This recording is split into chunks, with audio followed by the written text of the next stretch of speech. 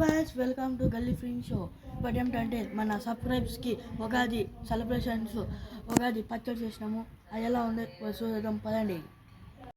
First అయితే బెల్లం నీళ్ళు కరిగించి చింతకాయ పులుసులోకి పోసినాము. పక్కలో వేసినాము, మళ్ళీ మిరియాలు వేసినాము, ఘాటుగా ఉంటాయి. మళ్ళీ మామిడికాయ ముక్కలు చిన్న చిన్నగా కోసుకొని వేసుకున్నాము. చిన్న చిన్నగా కోసుకొని బాగుంటాయి తినేకి.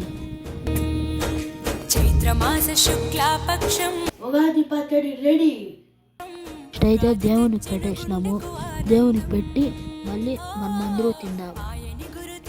ఫస్ట్ దేవునికి పెట్టేద్దాం. ఇది ఫ్రెండ్స్ మన పచ్చడి, ఉగాది పచ్చడి అంటే. ఎలా ఉందా పచ్చడి?